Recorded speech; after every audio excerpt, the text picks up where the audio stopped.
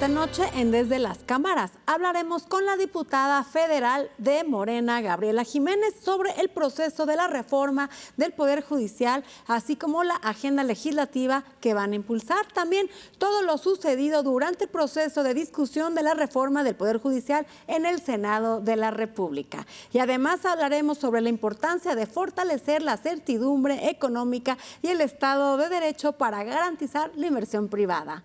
Desde las cámaras comenzamos. La atención mediática y de todos los sectores sociales de nuestro país estuvo centrada esta semana en los trabajos que llevó a cabo el Senado de la República para aprobar la reforma al Poder Judicial.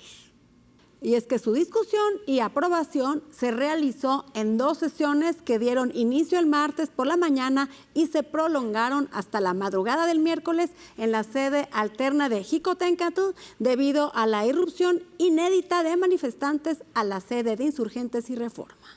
Ahí, el bloque mayoritario conformado por los partidos Morena, El Verde Ecologista y Del Trabajo lograron las 2/3 partes de los votos para aprobar esta importante reforma constitucional.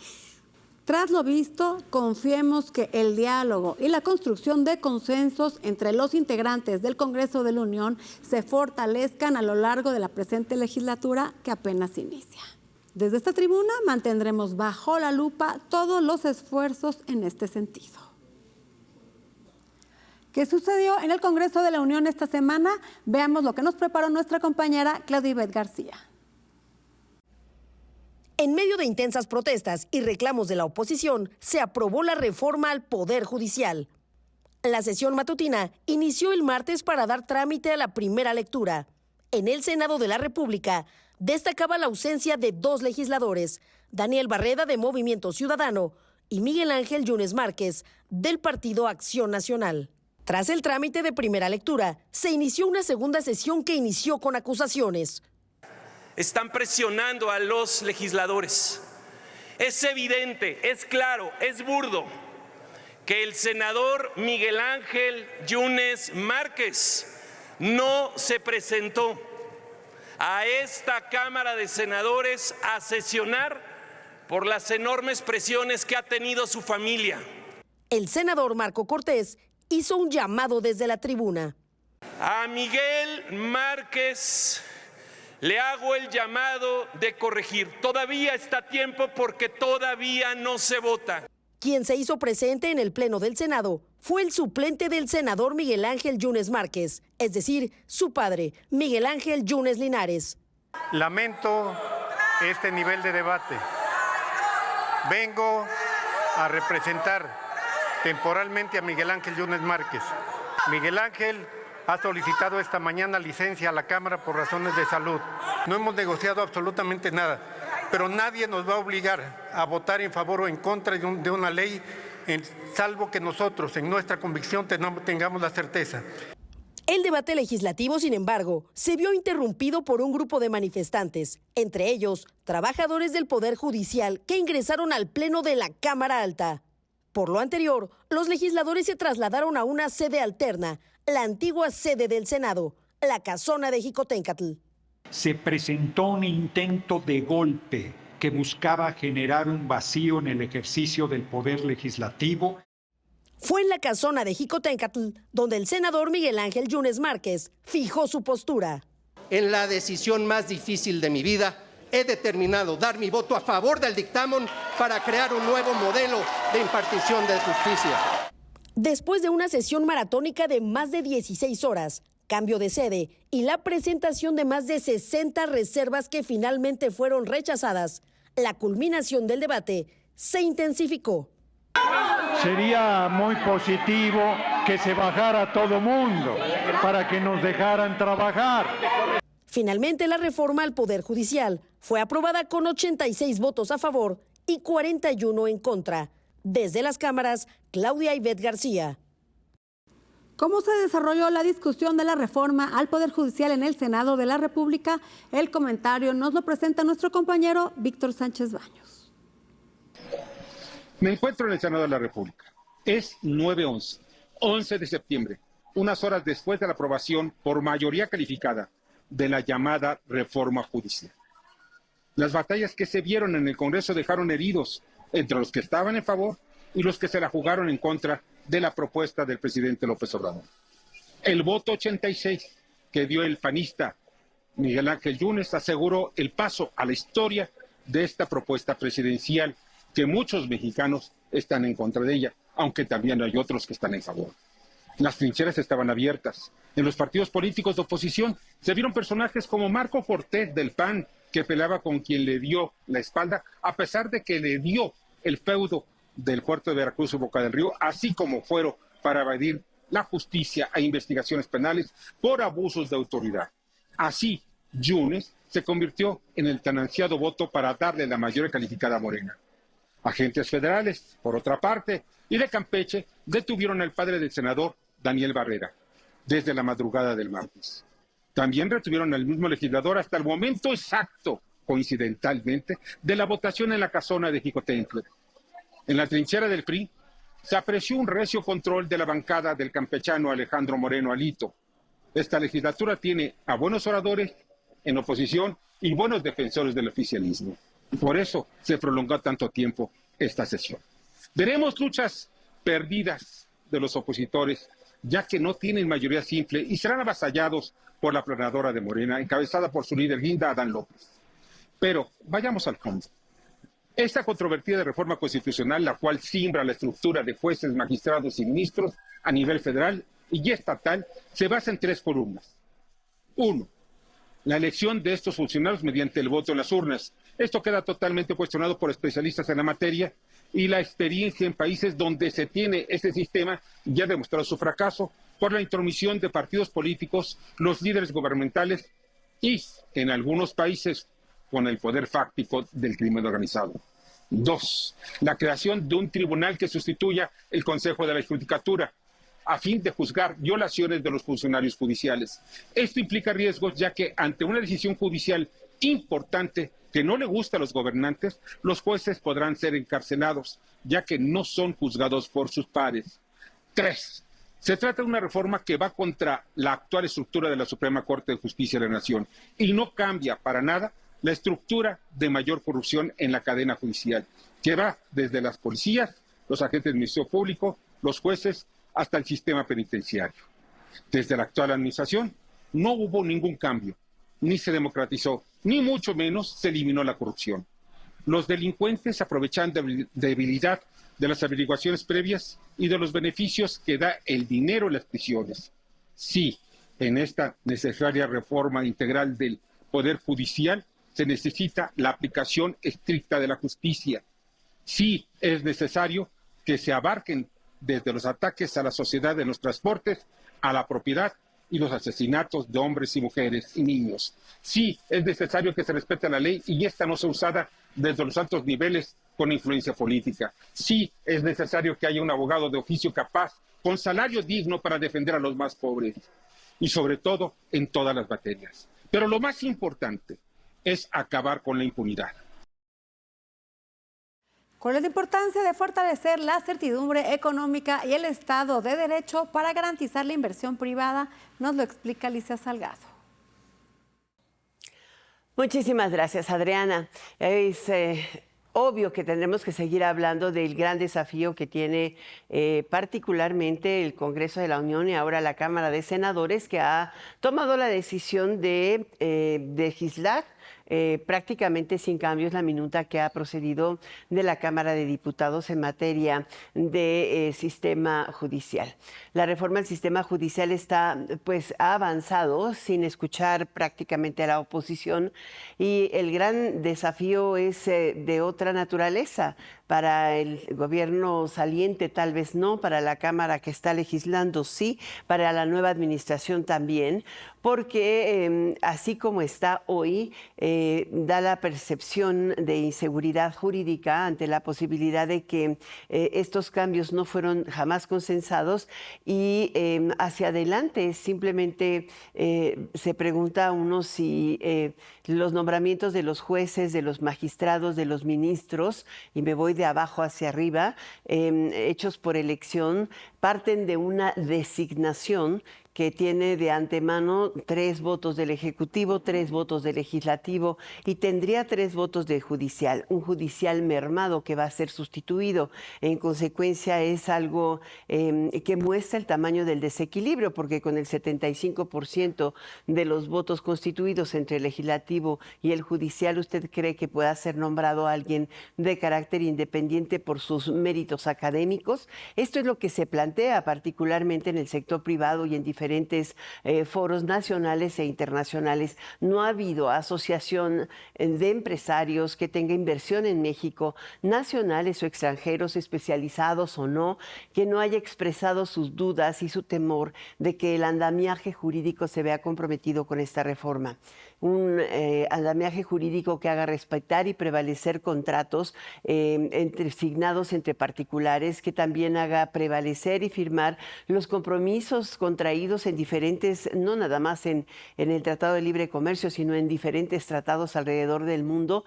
México, o a través de México, se negocia con casi 134 países hoy a través de acuerdos de tratados directos, que son 12, y también de alternativas de inversión recíproca. Creo que hoy por hoy podría iniciar un periodo difícil si no hay una muy buen aterrizaje en materia de leyes secundarias, pero conociendo de antemano este sistema de elección legislativa, Adriana, amigos, es pues altamente comprometido el sí o no. Vamos a tener un sistema judicial independiente. El equilibrio de poderes sustantivo de una república como la que nosotros tenemos constituida desde el siglo pasado. Yo pongo este tema bajo la lupa desde las cámaras. Vamos a un corte comercial y no se vaya, porque a nuestro regreso estará con nosotros la diputada federal Gabriela Jiménez, quien es vicecoordinadora del grupo parlamentario de Morena en la Cámara de Diputados, y nos va a contar sobre su agenda legislativa y cómo ha visto el proceso de aprobación de la reforma al Poder Judicial. No tenemos por qué tener miedo, no tenemos por qué tener incertidumbre, sino todo lo contrario. El espíritu de esta reforma es justamente poder garantizar que haya justicia para todas y para todos.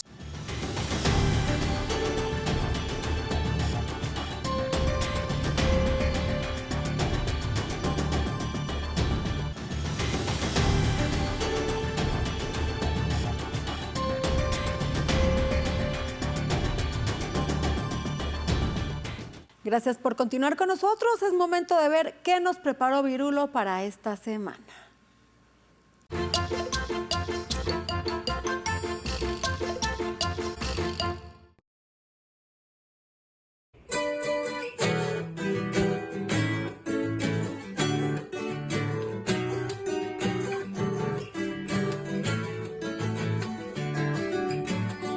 La Suprema Corte y el tremendo juez, un tremendo caso buscan esta vez.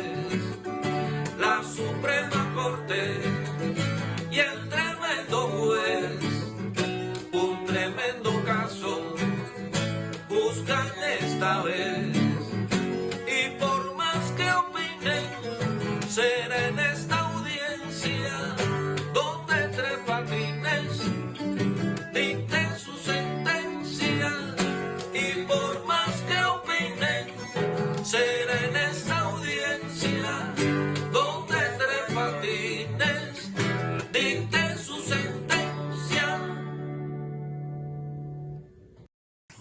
Maestría en Administración Pública, de profesión abogada. Natalia Jiménez Godoy es por Morena diputada. En la Cámara de Diputados vicecoordina su bancada y hablará de las leyes a promover en las próximas semanas. Y de importancia capital, el proceso de la reforma al Poder Judicial. Ya está aquí en el estudio la diputada federal Gabriela Jiménez, quien es vicecoordinadora del grupo parlamentario de Morena en la Cámara de Diputados. Y vamos a platicar con ella sobre todo este proceso de la reforma al Poder Judicial, así como la agenda legislativa que van a impulsar durante estas próximas semanas. ¿Qué tal, diputada? ¿Cómo estás? Muy bien, Adriana, qué gusto saludarte a ti y a todo el auditorio. Igualmente, pues ya se aprobó la reforma judicial en las cámaras, está aprobándose, terminándose de aprobar.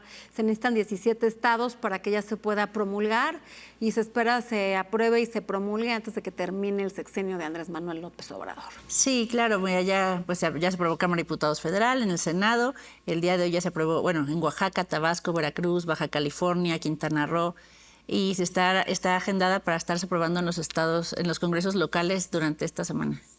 Se ha generado mucha incertidumbre, la gente está muy nerviosa. Es importante que tengamos esa certidumbre y nadie mejor que tú para explicarnos pues lo básico de esta reforma. Claro, yo creo que algo muy importante es lo que tú dices, ¿no? Conocerla bien. No tenemos por qué tener miedo, no tenemos por qué tener incertidumbre, sino todo lo contrario. El espíritu de esta reforma es justamente poder garantizar que haya justicia para todas y para todos. Sabemos que actualmente en nuestro país la justicia no es para todos, sino para quien la puede pagar.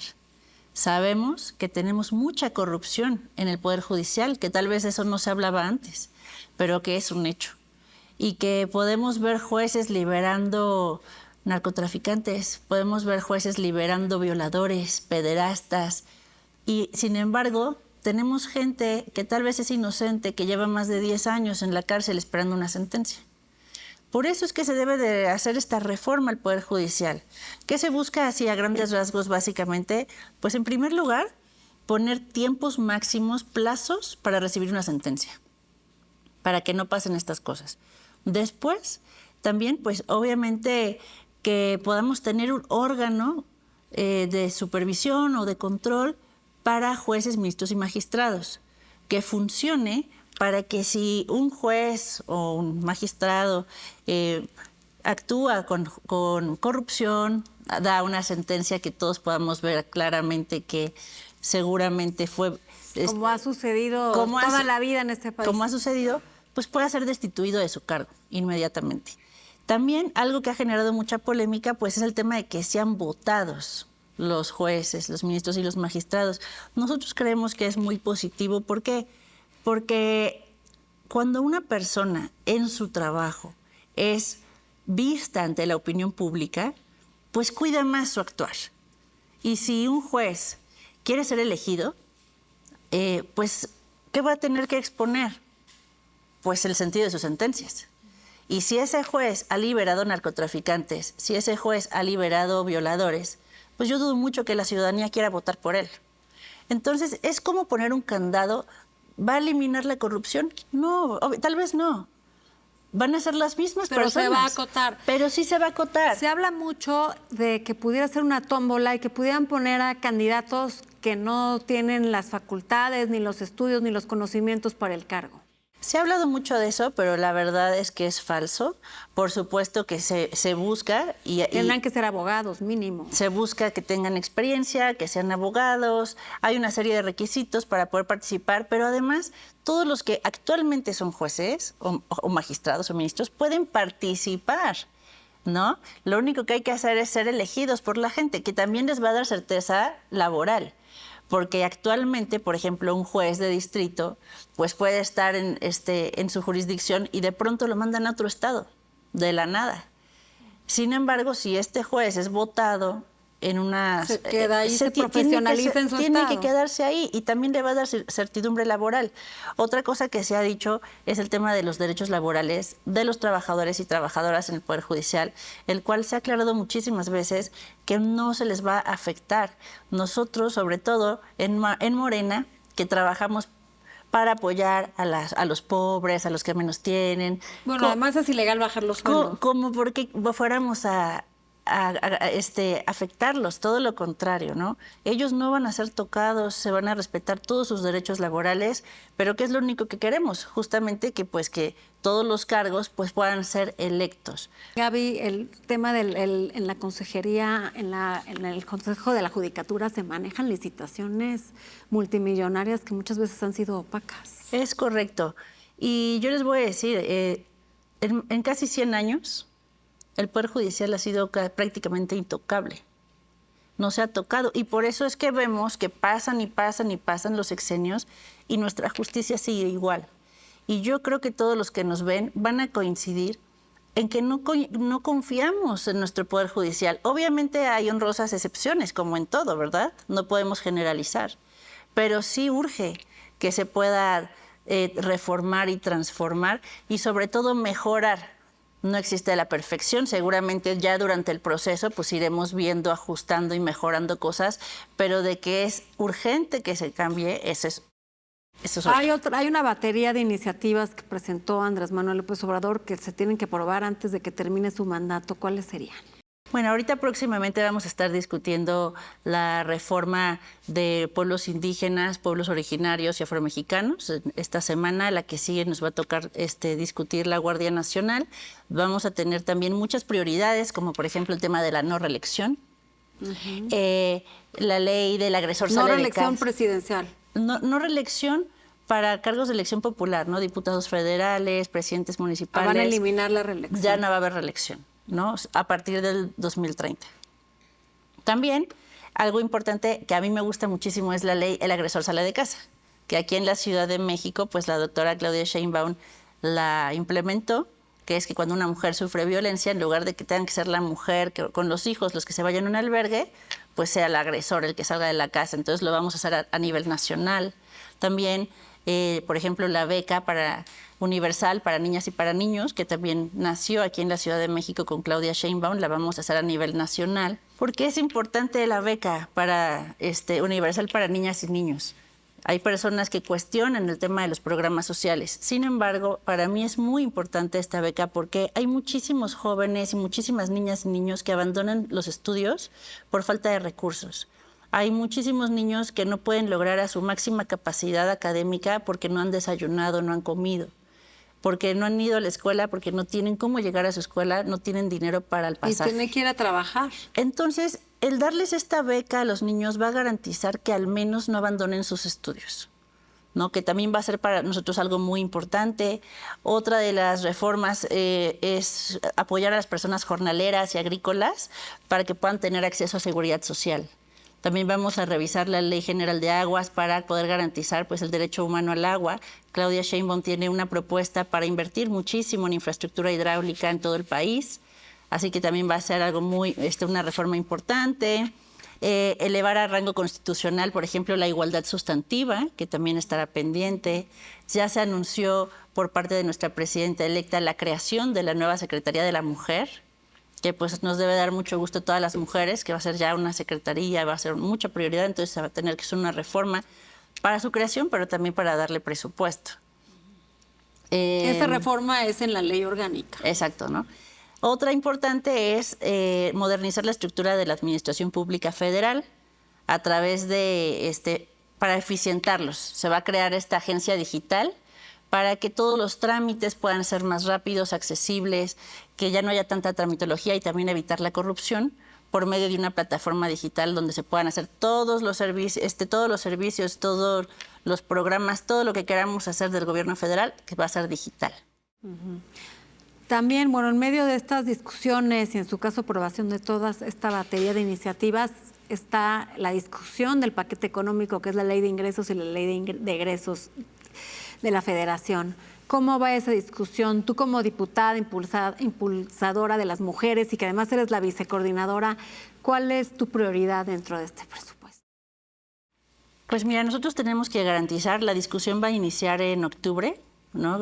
Cuando recibimos el paquete económico y empezamos con las comparecencias de los secretarios, después con la ley de ingresos y el presupuesto, pues que sea un presupuesto que garantice justicia social, que garantice apoyar a los sectores más desprotegidos. También la doctora Claudia Sheinbaum ha estado ya trabajando desde hace varios meses proyectos estratégicos por estado, en los cuales se ha tomado en cuenta a los gobernadores y gobernadoras, incluso también de la oposición, para priorizar los proyectos más importantes para cada estado y poder también prever el presupuesto para estos proyectos. Vamos a apoyar también a las mujeres, para el presupuesto para la Secretaría de Mujer, para los programas para las mujeres, iniciativas como por ejemplo la Ley Sabina, que debe de impulsarse a nivel nacional en contra de los deudores alimenticios. Debemos también garantizar elementos de tipo penal para feminicidios, Se debe de homologar el tema de feminicidio en todo el país, garantizar una vida libre de violencia. En este presupuesto se va a apoyar muchísimo el tema de la educación. Para nuestra presidenta electa, la educación es una prioridad. Y también sube como secretaría la creación de la ciencia, tecnología e innovación, que también va a ser muy importante. Sumamente relevante. Muy, muy relevante, porque se había pues criticado que por muchos años, por muchas décadas, se había dejado a un lado la investigación en nuestro país. Y yo creo que va a ser muy positivo que nuestra presidenta, al tener un perfil académico y científico, vaya a poner tanta importancia para que nosotros como mexicanos que tenemos talento podamos ya desarrollar nuestra tecnología, ¿no? Claro, porque además, bueno, eso abarata muchos costos y la tecnología, bueno, pues es el presente de este país. Muchas gracias por estar aquí con nosotros, Gabriela Jiménez, diputada federal por Morena, vicecoordinadora de la fracción parlamentaria. Muchas gracias a todas y a todos.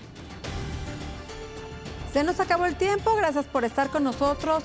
No dejen de vernos próximo jueves en el único programa de la televisión que pone bajo la lupa el quehacer legislativo. Buenas noches.